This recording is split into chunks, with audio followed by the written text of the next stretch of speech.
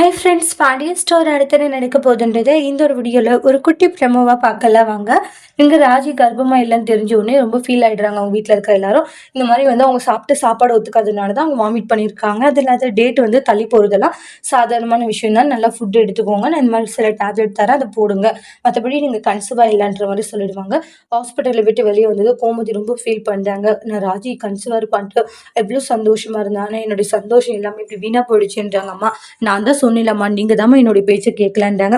ராஜி கர்ப்பமா இருக்கான்ட்டு எல்லாத்தையும் தப்பா புரிஞ்சுக்கிட்டீங்கன்றாங்க. டேய் உன்னுடைய வாய் என்னடா வாய் கதுடுன்றாங்க.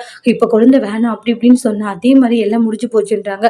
நீ ஏன் இப்படி பண்ணன்றாங்க, குழந்தை பெத்துக்க கூடாதுன்னு 2 பேரும் ஒரு முடிவுல இருந்துட்டு இருக்கீங்களான்னு சொல்லிட்டு ரொம்பவே வந்து கோவமா சண்டை போட்டுக்கிட்டு இருக்காங்க. உடனே வந்து அம்மா ராஜி வந்து அவளுடைய ஆசையே ஐபிஎஸ் ஆகணும்னு தான், அவ போலீஸ் ஆகிட்ட பிறகு எதுவாக இருந்தாலும் பார்த்துக்கலான்றதான் எங்களுடைய எய்மான்றாங்க. அதுக்கப்புறம் நின்றா சந்தோஷமா ஏத்துட்டு இருப்போம், கன்சுவா இல்லைல்ல, அதுக்கப்புறம் நம்ம என்னமா பண்ண முடியும்ன்றாங்க. கடவுள் வந்து எப்போ கொடுக்குறாரோ அப்படிதான்மான்ற மாதிரி சொல்லுவாங்க. நான் எவ்வளோ சந்தோஷமா இருந்தோம் ராஜி அப்படின்ட்டு அவங்களுடைய அம்மா சித்தி எல்லாரும் சொல்லிட்டு இருக்காங்க நீ கன்சிவா இருப்பன்ட்டு. ஆனா லாஸ்ட் நேரத்துல இப்படி கன்சிவா இல்லைன்றது ரொம்ப பெரிய அதிர்ச்சியா இருக்கு எங்களுக்குன்றாங்க.